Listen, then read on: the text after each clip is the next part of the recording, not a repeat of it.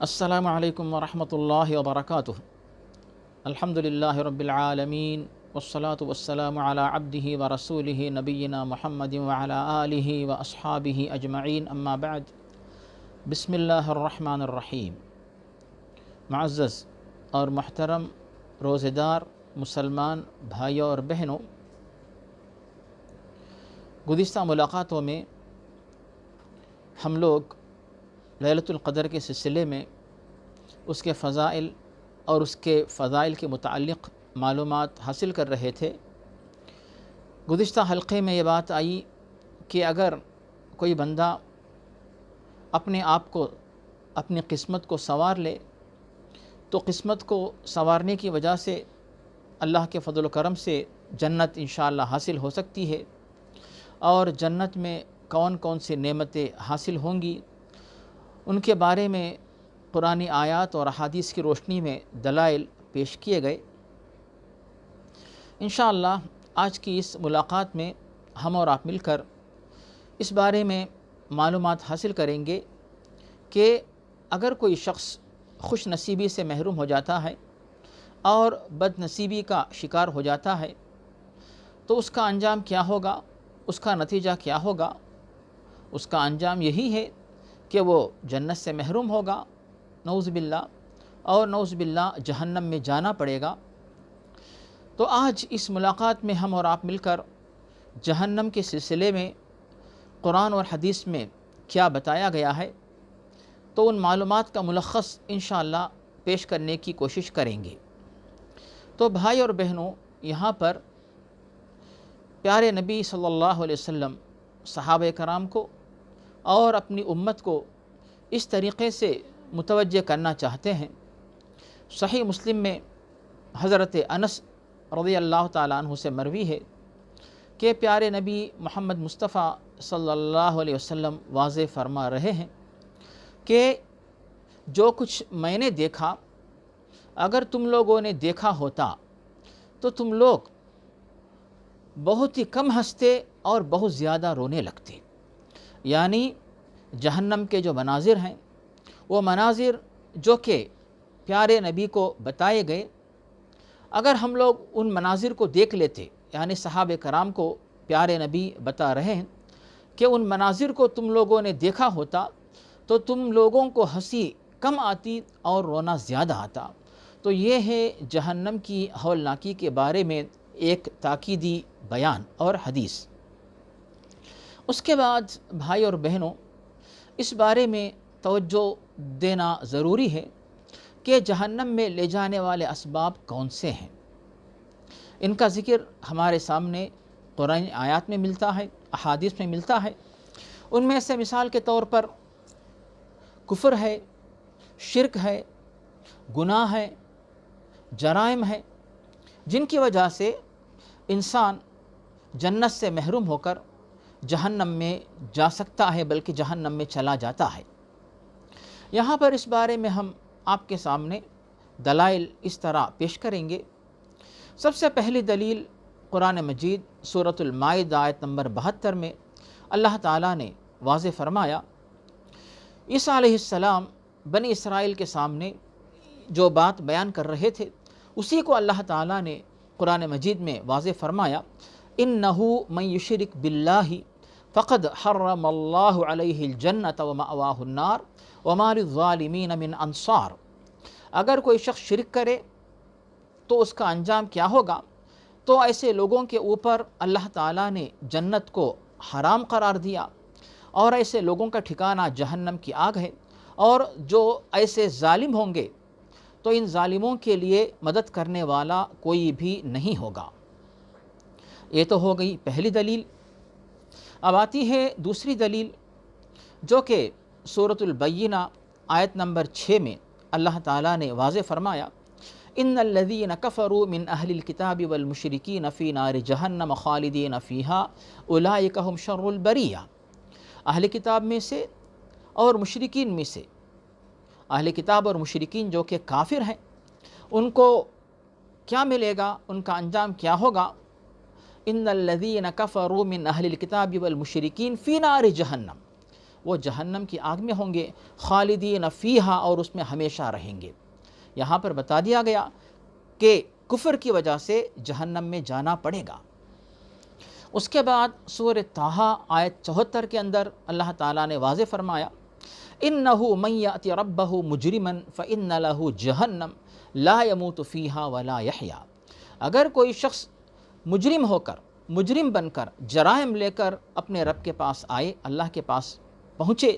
تو اس کا ٹھکانہ کیا ہے؟ اس کا ٹھکانہ جہنم کی آگ ہے، اور اس میں نہ تو وہ زندہ رہے گا نہ مرے گا، یعنی زندگی کی خوشی نہیں ہوگی اور سکون کی زندگی نہیں ملے گی، اور اس عذاب سے چھٹکارا پانے کے لیے موت بھی نہیں آئے گی۔ اب یہ دلائل پیش کرنے کے بعد بھائی اور بہنوں، ہم اس بارے میں غور کریں گے کہ جہنم کی ہولناکی کیسی ہوتی ہے۔ صحیح مسلم میں حضرت انس سے مروی ہے، پیارے نبی محمد مصطفیٰ صلی اللہ علیہ وسلم واضح فرما رہے ہیں کہ ایک جہنمی شخص کو، جو کہ دنیا میں بہت خوشحالی میں گزارتا تھا، اسے جہنم میں لا کر،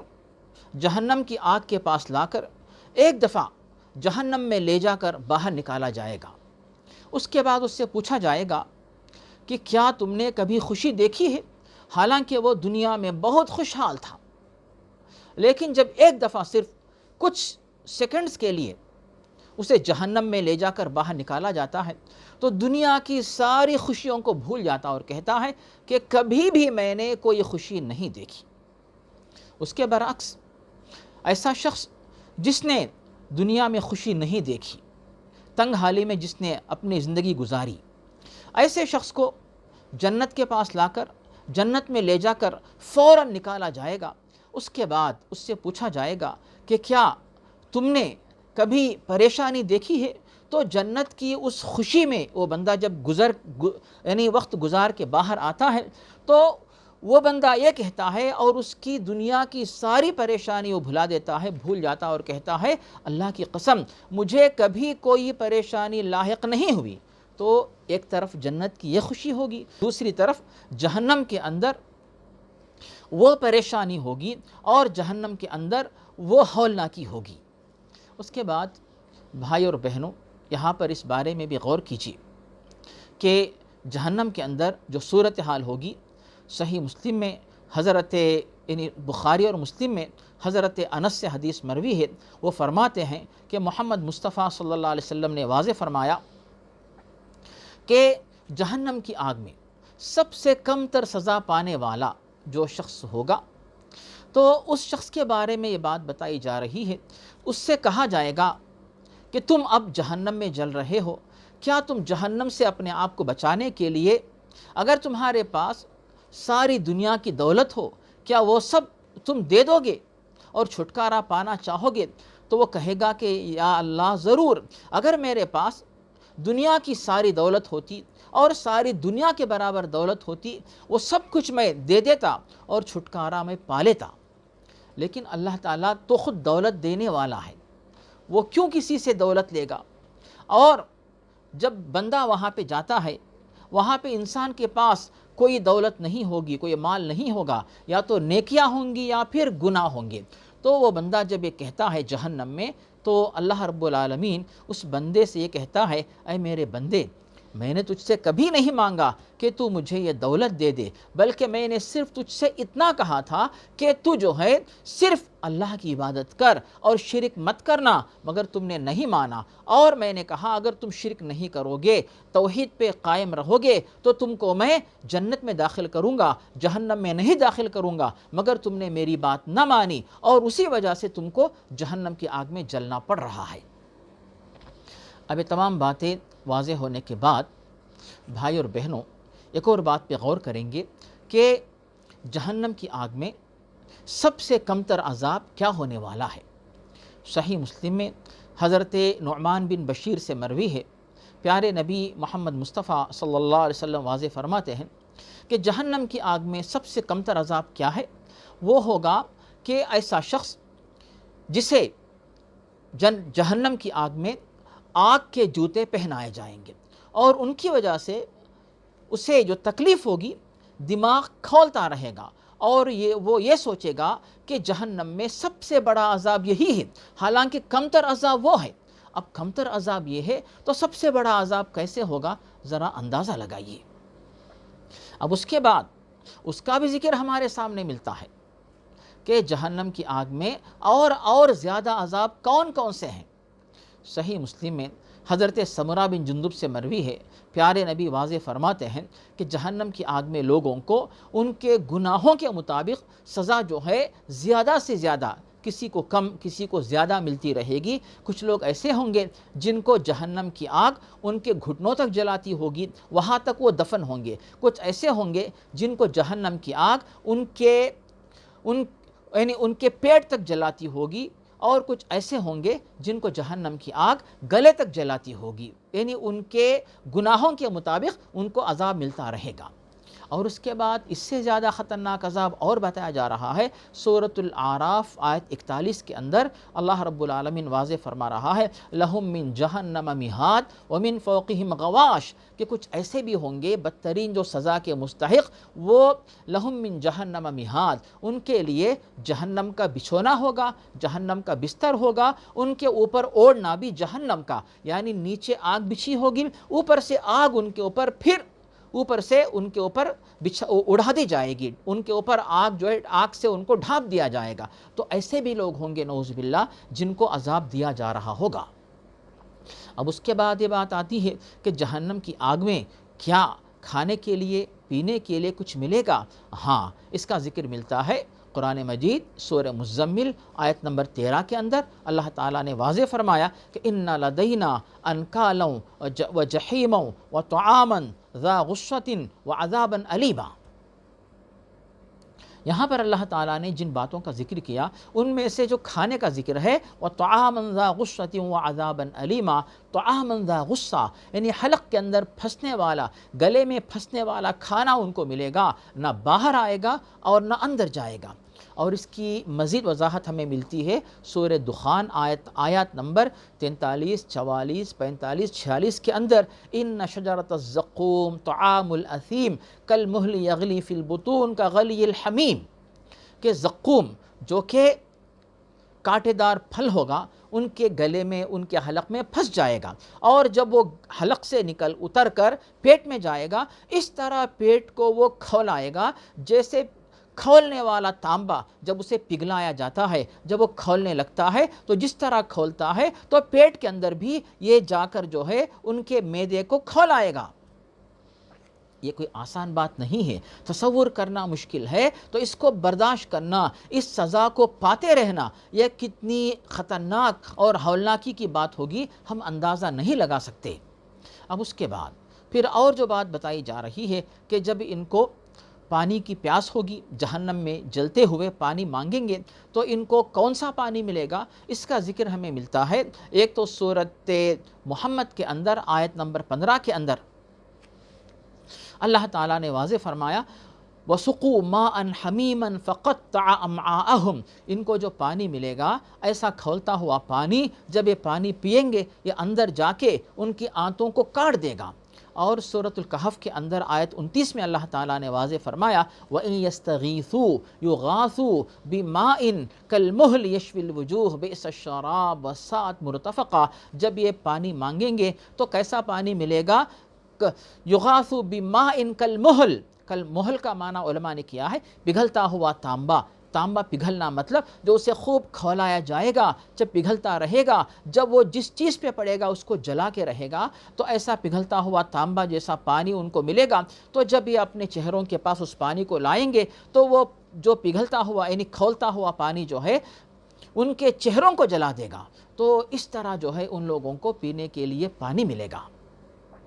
یہ تمام باتیں ہونے کے بعد ذرا غور کیجئے، کیا وہ جہنم کی آگ میں سکون سے رہیں گے؟ نہیں، بلکہ وہ وہاں سے جہنم سے نجات پا کر چھٹکارا پانا چاہیں گے، کبھی تو جہنم کا جو داروغہ فرشتہ ہے مالک، اس کو بلاتے ہیں۔ سورۃ الزخرف کے اندر آیت 77 میں اللہ تعالیٰ نے واضح فرمایا وَنَادَوْا يَا مَالِكُ لِيَقْضِ عَلَيْنَا رَبُّكَ قَالَ إِنَّكُمْ مَاكِثُونَ، کہ وہ مالک جو فرشتہ ہے اس کو بلا کر کہیں گے کہ اے مالک، تم اللہ تعالیٰ سے درخواست کرو، گزارش کرو کہ اللہ تعالیٰ جو ہے جہنم میں جلنے والوں کو ختم کر دے، موت دے دے۔ فرشتہ کہے گا انکم ماکثون، تم کو جہنم میں رہنا ہی ہے، یعنی موت آنے والی نہیں بلکہ زندہ رہنا ہے، مگر زندگی کا مزہ نہیں آئے گا، موت بھی نہیں آئے گی، کیونکہ اگر موت آئے گی تو پھر سزا ختم ہو جائے گی۔ اس کے بعد اللہ تعالیٰ نے سورہ فاطر کے اندر بھی اسی طریقے سے وضاحت کی ہے۔ سورہ فاطر میں بھی اللہ تعالیٰ نے واضح فرمایا، آیت نمبر 36 کے اندر بتایا جا رہا ہے کہ وہاں پر جو ہے جہنمی اللہ تعالیٰ کے دربار میں دعا کریں گے، پکاریں گے، تو کیا ہوگا کہ ان سے کہا جائے گا کہ ان کو موت نہیں آئے گی، یعنی اگر وہ موت کی تمنا کریں گے پھر بھی جو ان کو تمنا، یعنی ان کی تمنا پوری نہیں ہوگی اور ان کو موت نہیں آئے گی، اور موت نہیں آئے گی تو کیا ہوگا؟ عذاب میں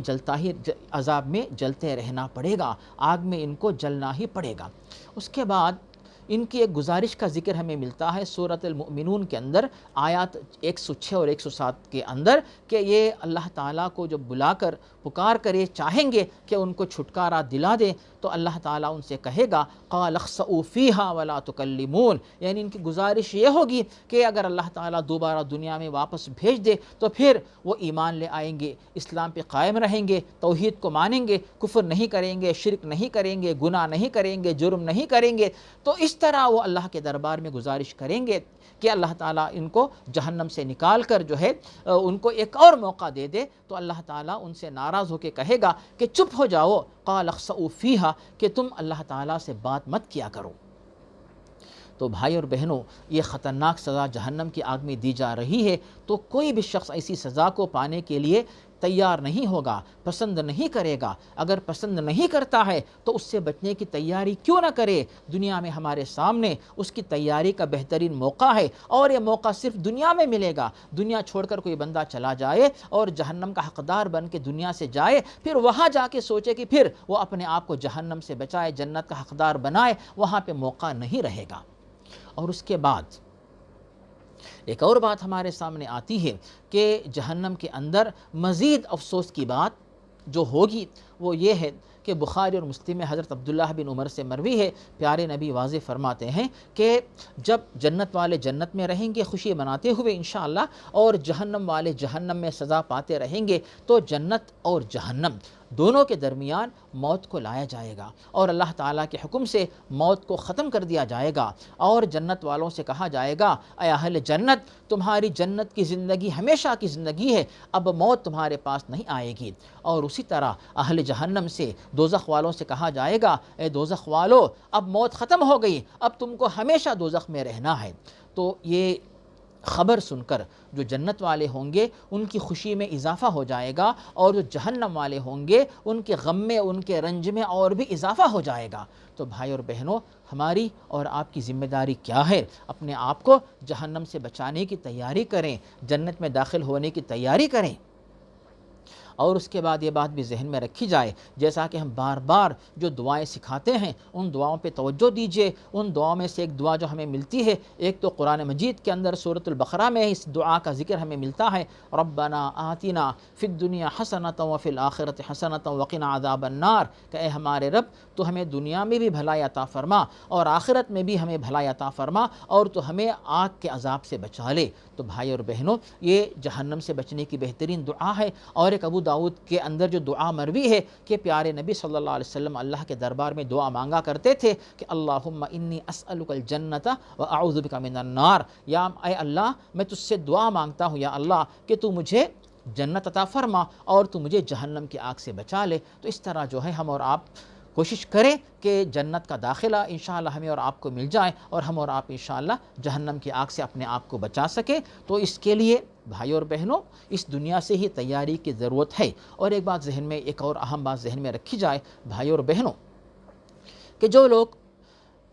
جنت کی نعمت سے محروم ہمیں دنیا میں نظر آتے ہیں کہ شاید وہ جنت میں نہیں جا سکتے اور وہ جہنم میں ان کو جانا ہی پڑے گا، تو ایسے لوگوں کے بارے میں ہمارے اور آپ کے دلوں میں ایک ہمدردی ہو کہ ہم ان لوگوں کو کس طریقے سے جنت کا راستہ بتائیں گے۔ ان کے پاس اسلام نہیں ہے، ایمان نہیں ہے، توحید نہیں ہے اور نیکیاں نہیں ہیں، بلکہ ان کے پاس کفر ہے، شرک ہے، گناہ ہے، نافرمانی ہے، جرائم ہے نعوذ باللہ۔ تو ایسے لوگوں کو ان برائیوں سے نکال کر کس طرح ایمان کی طرف، اسلام کی طرف، نیکی کی طرف، بھلائی کی طرف اور اسی طرح جو ہے توبہ کی طرف کس طرح لے کے آئیں گے، تو یہ سوچنا، اس پر عمل کرنا ہماری اور آپ کی ذمہ داری ہے، اور یہ اس طرح سوچنا بھی ثواب کا کام ہے، اور سوچ کر اس پر عمل کرنا کہ ان لوگوں کو سیدھے راستے پہ لے آئیں جو جنت کے راستے سے محروم ہیں، جہنم کے راستے پہ چل رہے ہیں، ان کو سیدھے راستے پہ لے آنا، یہ بھی جو ہے ثواب کا کام ہے، نیکی کا کام ہے۔ تو کوشش یہ کرے ایسے لوگوں کو بھی جو ہے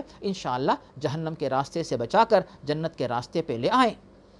آخر میں اللہ رب العالمین کے دربار میں دعا ہے کہ اللہ رب العالمین ہمیں اور آپ کو نیکی کی توفیق عطا فرمائے اور ہمارے اور آپ کے گناہوں کو معاف فرمائے، اور اللہ رب العالمین سے دعا یہ بھی ہے کہ جو بھی مسلمان مرد و خواتین مریض ہیں ان کو شفا عطا فرمائے، اور جو بھی مسلمان مرد و خواتین پریشان حال ہیں ان کی پریشانیاں دور فرمائے، اور جو بھی مسلمان مرد و خواتین ظلم کا شکار، کہیں بھی ظلم کا شکار ہو رہے ہیں تو ان لوگوں کے اوپر سے اللہ رب العالمین ظلم کو ہٹا کر ان کی مدد فرمائے، اور اللہ رب العالمین دین اسلام کو اور امت اسلامیہ کو غلبہ عطا فرمائے، آمین۔ اللہم ربنا تقبل منا انک انت السمیع العلیم، اللہم صلی وسلم وبارک علی عبدک ورسولک نبینا محمد وعلی آلہ واصحابہ اجمعین، والحمد للہ رب العالمین، فجزاکم اللہ خیرا، والسلام علیکم ورحمۃ اللہ وبرکاتہ۔